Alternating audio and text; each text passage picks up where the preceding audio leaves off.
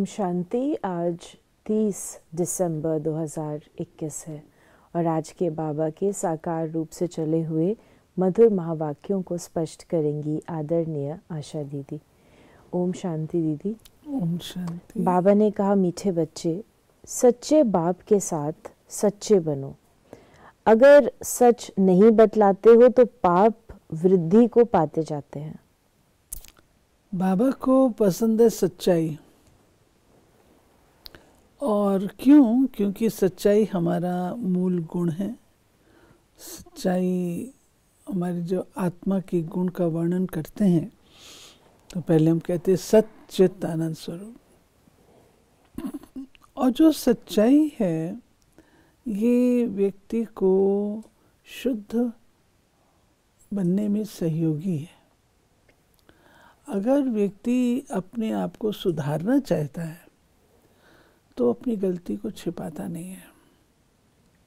वो सच्चाई से वर्णन कर देता है कि मेरे अंदर ये बात है।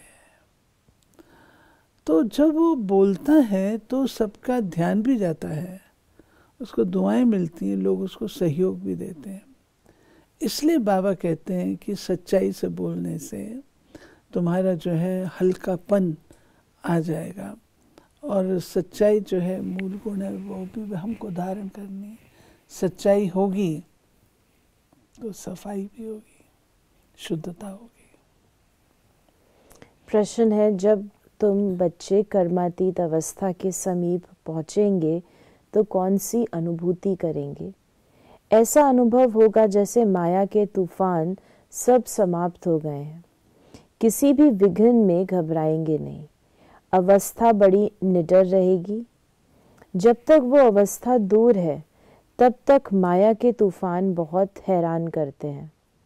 बाबा कहते, मीठे बच्चे, जितना तुम रुस्तम बनते हो उतना माया भी रुस्तम होकर आती है।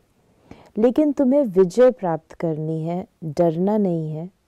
सच्चे बाप के साथ सच्चाई सफाई से चलते रहो, कभी कोई बात छिपाना नहीं। बाबा ने बताया कि कर्मातीत अवस्था जो नज़दीक आती जाएगी तो जो विघ्न हैं वो हमारे खत्म होते जाएंगे। उसका कारण क्या है? क्या विघ्न आने बंद हो जाएंगे? विघ्न तो तमो प्रधान समय है तो वो तो बढ़ेंगे। लेकिन जब आप कर्मातीत होंगे, शक्तिशाली होंगे, तो आपको विघ्न लगेंगे नहीं, क्योंकि आप पावरफुल हैं। जब व्यक्ति कमज़ोर होता है तो छोटी सी चीज़ भी उसके लिए बहुत बड़ी हो जाती है। लेकिन जब व्यक्ति पावरफुल होता है तो बड़ी बात भी उसके लिए कुछ भी नहीं होती है। इस प्रकार से कर्मातीत अवस्था में होंगे तो हमारे जो विघ्न हैं वो भी हमको महसूस नहीं होंगे। फिर बाबा कहते हैं कि कई बच्चे कहते हैं कि तूफान ना आए, तो वो होने वाला नहीं है। तूफान तो आएंगे ही आएंगे, लेकिन हमको निडर रहना है, निर्भय रहना है। क्यों निर्भय रहना है? क्योंकि हर तूफान को सामना करने की जो नॉलेज है वो बाबा ने हमको दी हुई है। ज्ञान सागर ने हर प्रकार से हमको समझ दी है, तो हम क्यों भयभीत होंगे? ये बाबा कहता है। बाबा ने कहा कि भक्ति के लिए जो बाबा बता रहे हैं कि जब कोई भी शास्त्रों की, वेदों की अथवा गीता की बात करे, बोलो हम जानते सबको हैं, परंतु ये है भक्ति के, हम उनका नाम लेवे ही क्यों, जबकि अभी ज्ञान सागर परम पिता परमात्मा हमको पढ़ा रहे हैं। बाप कहते हैं, अपने को आत्मा समझ मुझ बाप को याद करो तो इस योग अग्नि से तुम्हारे विकर्म विनाश हो जाएंगे। भक्ति मार्ग में तो और ही विकर्म होते आए हैं। मतलब बाबा कहते हैं कोई आपसे पूछे शास्त्रों की बात तो हम क्यों नहीं जानते हैं? अवश्य जानते हैं। ये भक्ति मार्ग की सामग्री है।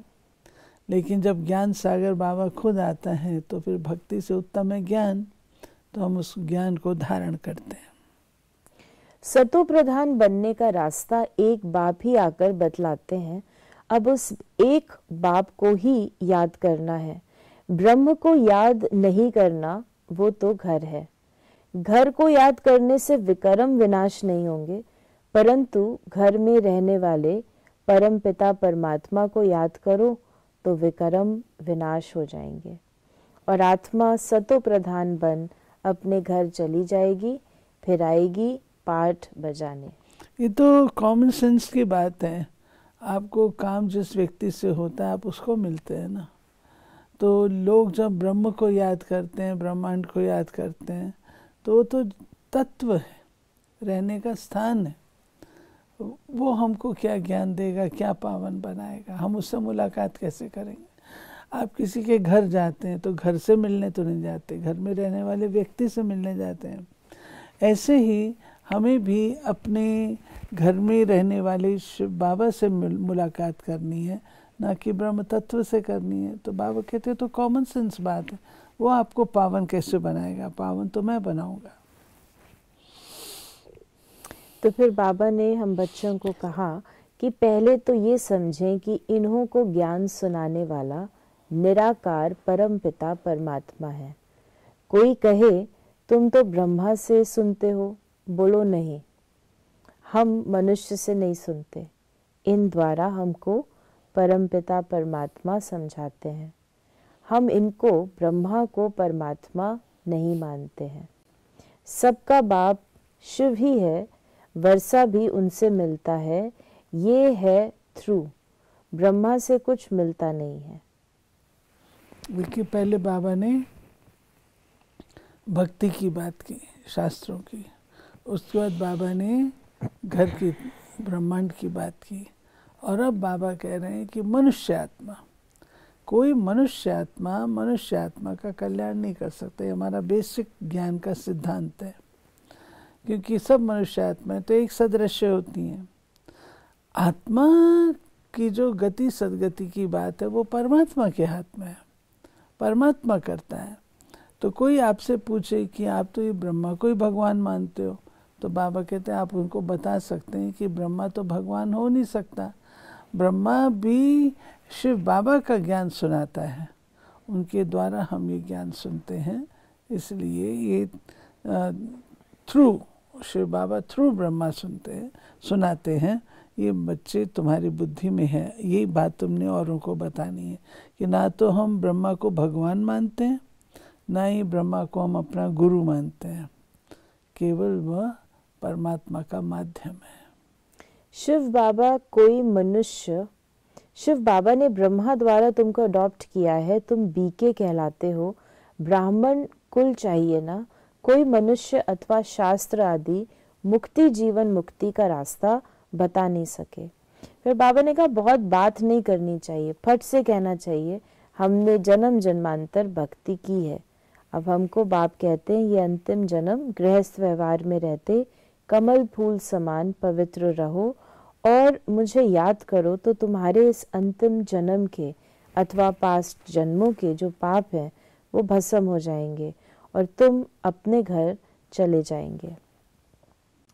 बाबा ने बतलाया स्वर्ग में प्योरिटी, पीस, प्रॉस्पेरिटी सब कुछ है। यहाँ जो सन्यासी आदि हैं वो आधा प्योरिटी में है। वो जन्म गृहस्थी विकारी घर में ले फिर सन्यास करते हैं, ये समझाना होता है। बाबा कहते हैं कि सन्यासी महात्माएं भी संपूर्ण पवित्र इस कलयुगी दुनिया में नहीं है, क्योंकि जन्म तो उनका विकारी बीज से है, तो वो पवित्र स्वयं ही नहीं है संपूर्ण, तो दूसरों को भी पावन कैसे बना सकते हैं। बाबा ने स्टेप बाय स्टेप आज सारी बातें ली हैं। बाबा ने कहा कि ये भी जानते हैं माया के तूफान बहुत कड़े हैं। कई बच्चे कहते हैं बाबा इनको बंद करो, हमको कोई विकल्प ना आए। बाबा कहते हैं इसमें डरते क्यों हो, हम तो माया को कहेंगे और जोर से तूफान लाओ। तुम भी युद्ध के मैदान में हो ना, बाप को भूलेंगे तो माया थप्पड़ लगाएगी। माया के तूफान तो अंत तक आते रहेंगे, जब कर्मातीत अवस्था होगी तब ये खल्लास होंगे। फिर बाबा ने कहा तूफान बहुत आएंगे, डरने की कोई बात नहीं, बाबा से सच्चा होकर चलना है। सच्चा चार्ट भेजना है। ये बात समझने कि हमको कर्मातीत बनना है, ये एक लगन भी होनी चाहिए। कर्मातीत बनना है, पावन बन करके जाना है। जो पुरुषार्थ है मेरा, अगर मैं उसको संपूर्ण रूप से नहीं करूँगी तो कर्मातीत अवस्था की प्राप्ति नहीं कर सकते। तो आगे चल कर के बाबा ने और भी एक्सप्लेन किया। तो हमें अपनी कर्मातीत स्थिति बनाने की लगन लगा के रखनी है। कई बच्चे सवेरे उठकर याद में बैठते नहीं हैं, सोए रहते हैं।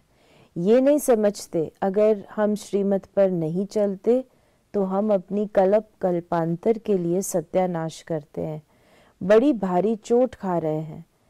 ऐसे भी बच्चे हैं जो कभी सच नहीं बोलते, फिर उनकी क्या गति होगी? गिर पड़ेंगे। माया थप्पड़ बड़ा जोर से लगाती है, पता नहीं पड़ता।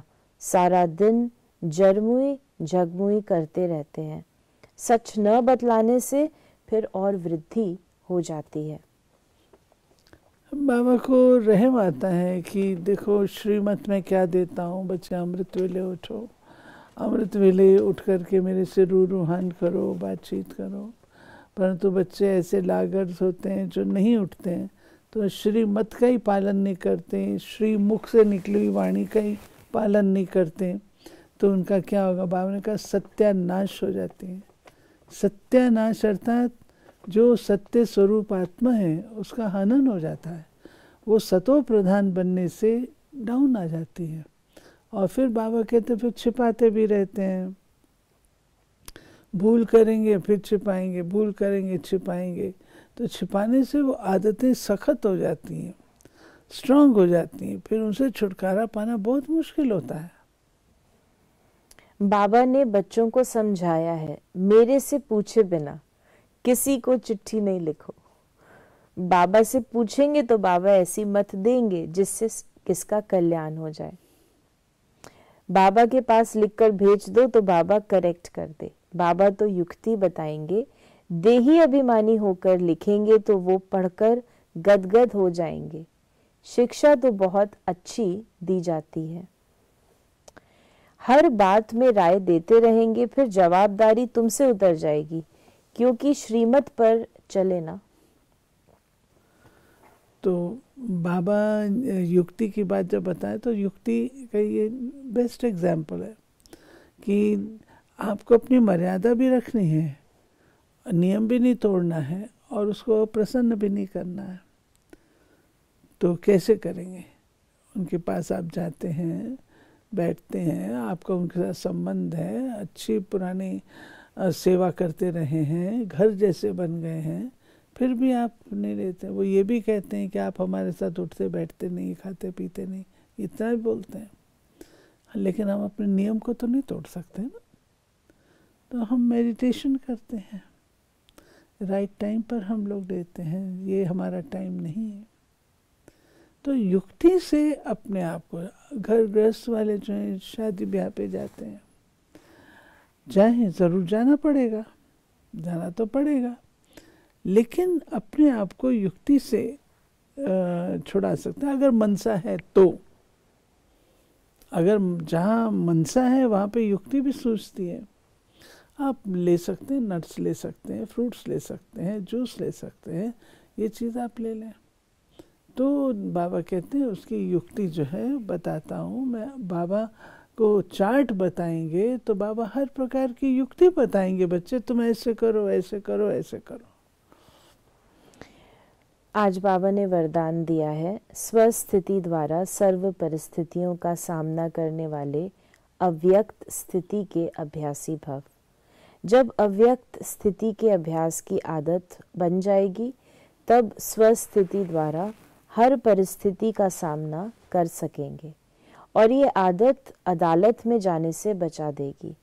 इसलिए इस अभ्यास को जब नेचुरल और नेचर बनाओ तब नेचुरल कैलामिटीज़ हो, क्योंकि जब सामना करने वाले स्वस्थिति से हर परिस्थिति को पार करने की शक्ति धारण कर लेंगे तब पर्दा खुलेगा। इसके लिए पुरानी आदतों से, पुराने संस्कारों से, पुरानी बातों से पूरा वैराग्य हो। मूल चीज़ है वैराग्य, और बेहद का वैराग्य, वो ज़रूरी है। स्लोगन है, स्वयं को निमित्त करनहार समझो तो किसी भी कर्म में थकावट नहीं हो सकती। कराने वाला करा रहा है, हम कर रहे हैं, निमित्त हैं, मालिक वो है, हम बालक।